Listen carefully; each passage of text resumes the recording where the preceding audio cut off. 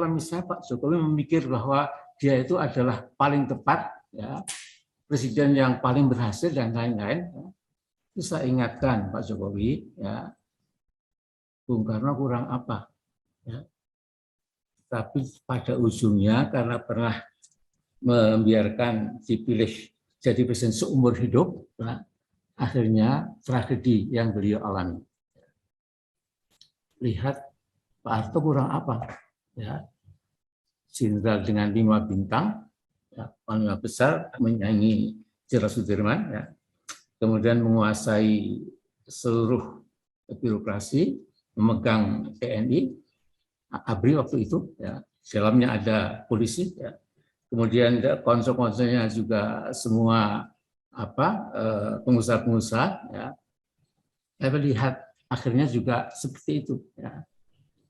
Pak Jokowi ini jauh lebih lemah dari apa? Dari Bung Karno, Pak Harto, dan yang lainnya saya kira, ya.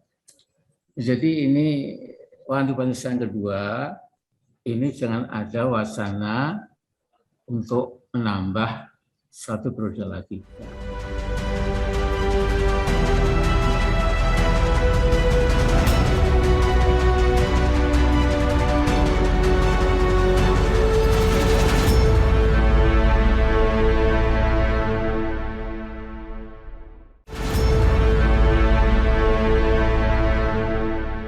Assalamualaikum warahmatullahi wabarakatuh. Saya merasa sangat terhormat, merasa bangga karena dipercaya untuk memandu acara yang sangat penting ini.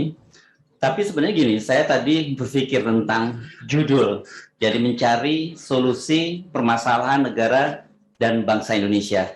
Ini tergantung kita tanyanya kepada siapa. Kalau tanyanya kepada penguasa, itu jelas jawabannya, memperpanjang masa jabatan gitu ya. Tapi kalau ditanya pada kita semua, jawabannya juga jelas. Karena siapa sebenarnya yang jadi persoalan itu, gitu kira-kira ya. Tapi sebelum saya mulai memandu dialog ini, saya ingin memberikan sedikit catatan ya. Mohon diizinkan beri catatan tentang pidato dari Pak Lanyala tadi. Saya pikir tadi itu bukan keynote, tapi itu orasi. Ya, ya luar biasa ini memang. Dan setidaknya saya memberi catatan begini. Beruntung sekali Pak Amin Rais dan Pak Din Samsudin tampil jadi pembicara karena langsung mendapat endorse sebagai partai baru gitu ya. Langsung mendapat endorse dari Pak Lanyala dan tadi dua-duanya langsung disebut. Terus kemudian tadi saya bercanda sama Bang Din, mungkin akan lebih menarik kalau itu jadi pelita umat gitu ya. Ya.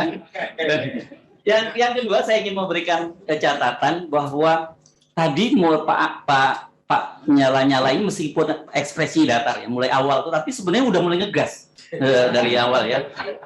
Ya, sebagai wartawan itu saya tadi mencatat itu setidaknya kalau saya jadi wartawan yang hadir hari ini, meliput hari ini, saya punya 6 berita enggak. Betul itu, dan semua udah jadi headline semua itu. Apalagi yang terakhir tadi. Nah, kalau terakhir tadi ngegas dan ininya memang ngegas, itu luar biasa sekali. Saya sudah lama memberikan catatan dan mengapresiasi teman-teman DPD. Dan saya membayangkan seharusnya wakil rakyat di gedung sebelah sana itu juga seperti teman-teman DPD ini. Ya. Ini betul-betul wakil rakyat gitu, karena mereka memang bicara tentang kepentingan rakyat, sementara satunya berbicara tentang kepentingan partai gitu. Bukan karena saya diminta bicara di sini ya, saya bicara begitu. Oke, kita akan mulai dan tadi kita sepakat jumhur yang hadir, terutama para pembicara akan memberikan kesempatan kepada Pak Amin Rais sebagai tokoh senior. Tapi tadi Pak Amin Rais sedikit disentil ya tentang amandemen.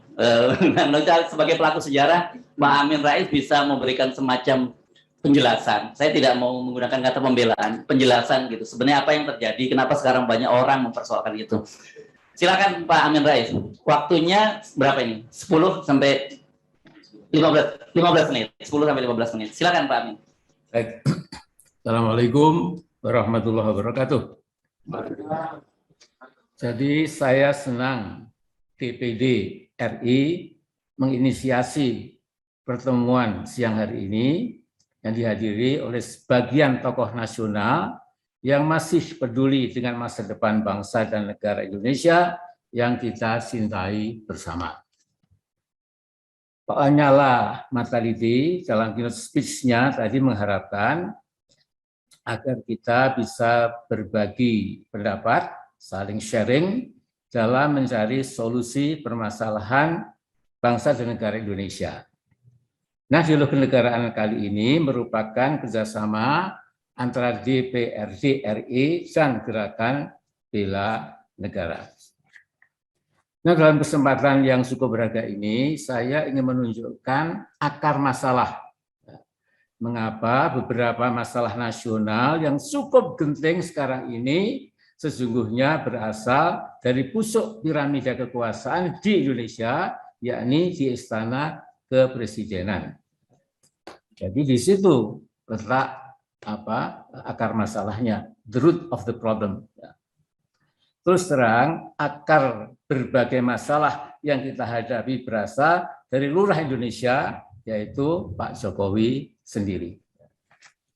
Memang ada beberapa masalah global yang di luar kemampuan kita, yang terus berjalan, bahkan cenderung semakin berbahaya. Misalnya climate change dan global warming. Atau juga khusus di Indonesia, dan beberapa negara yang berada dalam kawasan wilayah cincin api atau ring of fire di kawasan Pasifik, ini juga ada hal yang di luar kemampuan kuasa kita, karena sifatnya kehendak alam.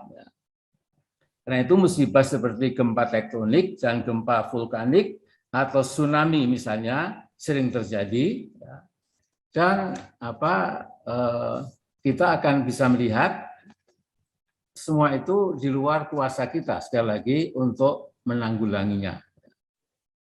Akan tetapi, yang sifatnya government made, problem dibuat oleh rezim, itu jelas. Bisa kita tanggulangi, bisa kita hentikan, bisa kita tuntut, dan sebagainya. Misalnya, utang luar negeri kita yang semakin dahsyat, korupsi dalam berbagai skala yang makin berani, juga makin menghebat. Undang-undang Cipta Kerja yang terdiri dari ribuan halaman, Undang-undang Minerba yang jelas-jelas menguntungkan perusahaan pertambangan batu bara dan mineral lainnya, yang bersama hukum para proses maupun isinya itu harus batal. Saudara sekalian, tapi juga kepentingan nasional kita itu memang tidak terpenuhi. Proyek IKN itu nampak tergerusa-gerusu ya, dalam bahasa Jawanya itu. Ya. Sebenarnya halnya kereta api cepat Jakarta-Bandung yang saya kira lebih merupakan proyek mercusuar, tidak ada hubungannya sama sekali dengan kebutuhan mayoritas rakyat, dan terus saja dilanjutkan oleh rezim Jokowi sekarang ini. Hal-hal yang tidak berkenaan dengan kebutuhan rakyat itu justru dilanjutkan dalam skala ini yang lebih gawat lagi. Nah, dalam kaitan ini kita bisa melihat dengan mudah siapa sesungguhnya yang diuntungkan oleh proyek-proyek mercusuar rezim Jokowi Luhut. Politik nasional kita dapat dikatakan digerakkan bukan untuk melayani kepentingan bangsa sendiri, tetapi saya bisa keliru juga, ya, tapi ini pendirian saya, ya, tapi pernah saya tulis juga, bahwa dalam risalah kebangsaan saya, politik nasional kita telah menghamba pada kaum MTC. Maaf, ini terus terang saja, yakni mafia, Taipan, dan Sukong. Saya pernah membuat risalah kebangsaan 2 tahun yang lalu, ya ini pilihan bagi Pak Jokowi, mundur atau terus. Nah, kalau mundur, alhamdulillah, kalau terus, ini ada rekomendasi saya, apa yang perlu dikerjakan oleh Pak Jokowi kalau mau terus. Tetapi harapan saya namanya juga kandas.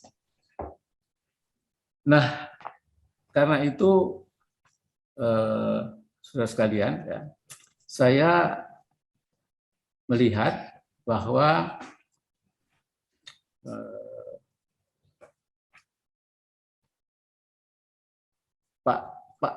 Pak Jokowi itu, ya, itu sesungguhnya ini supaya waktunya singkat, itu telah melakukan 3 macam pembunuhan, yaitu rezim Jokowi ini melakukan namanya ekosida, ya. Ecological destruction yang memang hampir total, ya. Sehingga pembiaran illegal logging dan deforestation terhadap hutan-hutan kita di hampir semua pulau besar di Indonesia ini terus berjalan, bahkan nampaknya itu semakin ya merata, makin destruktif dibandingkan dengan masa-masa yang lalu, dan ini merupakan pembunuhan yang pertama. Kedua, jumlah kematian gara-gara COVID-19 atau coronavirus sekarang ini telah melampaui angka 151.000 jiwa. Nah, Pak Lanyala, bedanya Brasilia dengan kita. Di Brasilia, begitu angka kematian mencapai puluhan ribu, langsung Senat di negara itu, kemudian langsung membentuk panitia yang mempalu godam Presiden Jair Bolsonaro, yaitu bahwa Presiden sekarang ini, Brasilia sejatinya telah melakukan genosida, yakni membunuh sebagian rakyat Brasil dengan penanggulangan pandemi yang gagal. Bersama itu juga Presiden Bolsonaro dituduh telah melakukan crime against humanity atau kejahatan kemanusiaan. Sekalian, ini yang ketiga, maaf ya Pak Jokowi, ya, kalau Anda mungkin nggak mendengarkan, tapi mungkin yang mendengarkan melaporkan pada Lurah Indonesia. Pak Jokowi juga telah melakukan, ini paling penting juga buat teman-teman di DPR, MPR, juga DPD, ya, yaitu rezim Jokowi telah membunuh demokrasi. Istilahnya, Pak Jokowi telah melakukan genosida, ya. Demokrasi ditenggelamkan, dibunuh, dikubur, ya. Dan itu yang sekarang menurut saya itu yang terjadi, ya. Yaitu caranya menguasai DPR, MPR, sehingga hampir semua anggotanya menjadi yes man dan yes woman pada apa saja yang diinginkan Pak Jokowi. Tim Jokowi berhasil melakukan political buying yang nyaris sempurna. Nah, saudara sekalian, karena itu memang saya gagal paham. Ya. Ada beberapa pejabat tinggi secungok, maaf ini saya agak kasar, ya nggak ada yang lebih tepat saya kira, ya, yang bersandiwara berusaha meyakinkan rakyat bahwa penundaan pemilu dan 3 periode untuk Pak Jokowi memang kehendak mayoritas rakyat. Ini saya betul-betul, ya, saya bisa paham. Ya. Jadi ini mereka yang menghendaki Pak Jokowi supaya menunda pemilu, apalagi tambah 1 periode lagi, itu menurut saya itu merupakan insult to human intelligence. Jadi menghina akal cerdas manusia. Di samping konstitusinya memang akan ditekuk-tekuk, ya. Dan hati-hati ya Pak Lanyala, DPD masih merupakan harapan kita, jadi counterbalance, ya, dari tetangga sebelah itu yang semuanya bukan semua, sebagian besar sudah menjadi tadi Yasmin Yasuman tadi itu, ya. Tapi Wanti-Wanisa adalah yang pertama, ya. Ini harus dihentikan.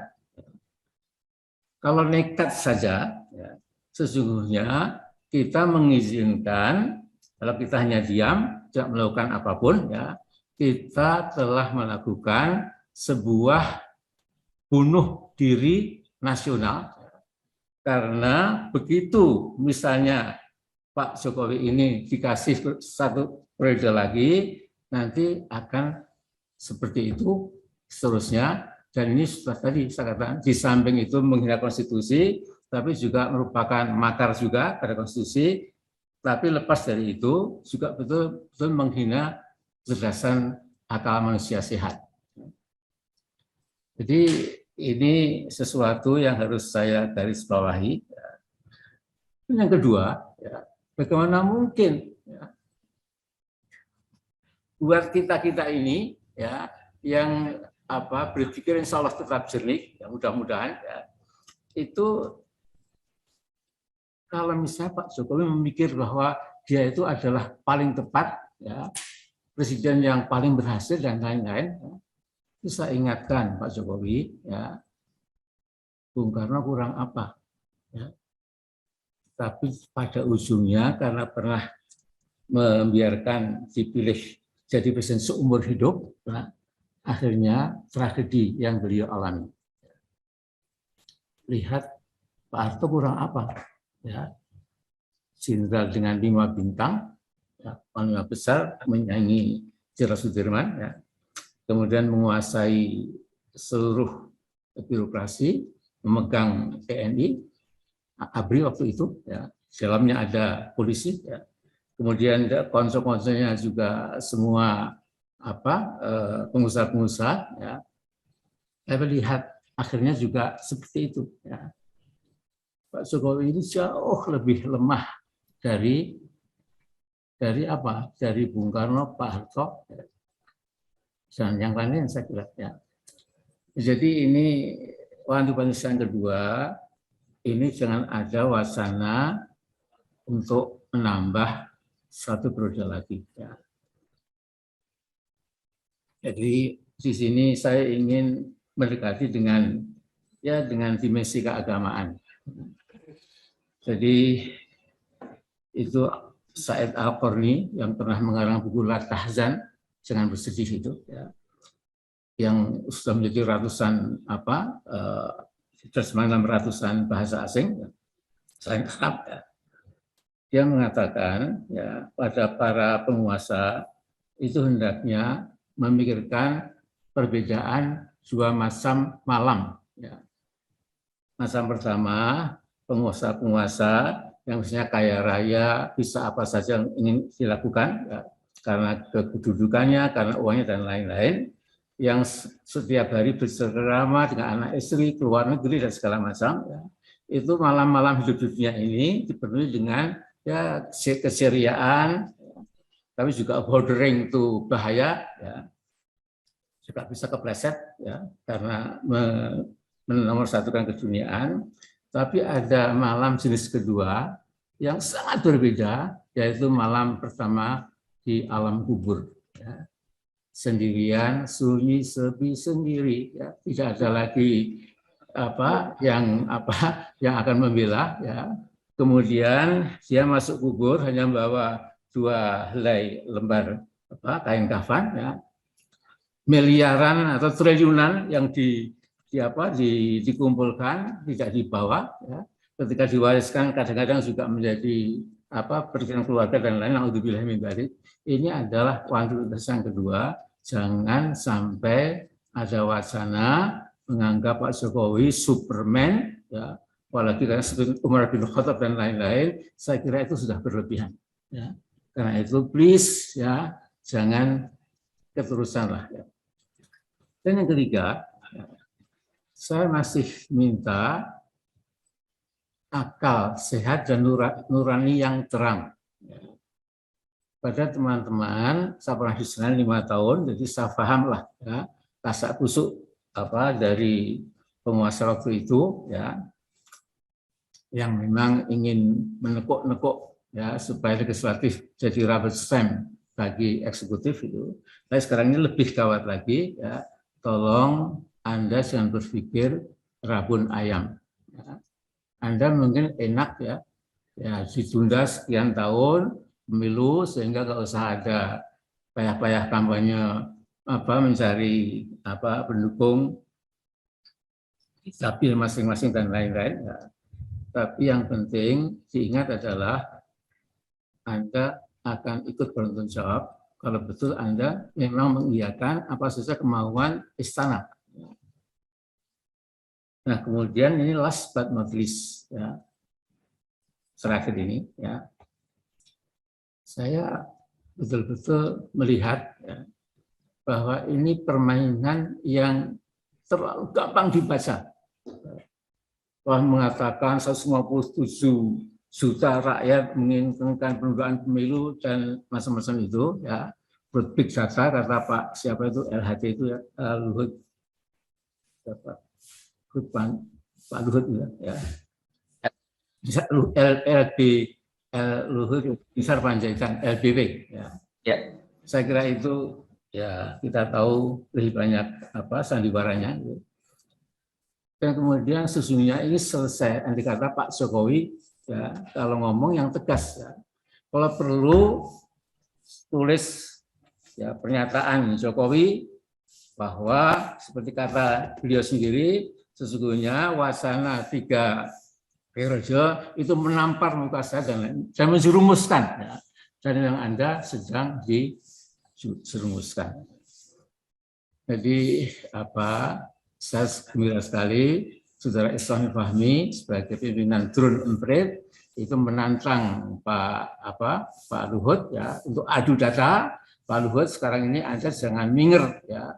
Itu layani Drone Emprit itu kalau memang dia punya big data seperti dikatakan Anda katakan itu ya.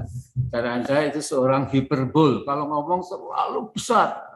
SoftBank itu juga punya big data, Pak. Ketua DPD kan sudah melansir big data juga itu dan angkanya mirip itu dengan Drone Emprit ya.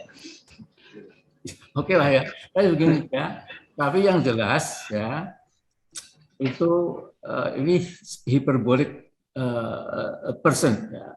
Yang mengatakan kita akan dibantu SoftBank berapa? 1.000 miliar. Ya.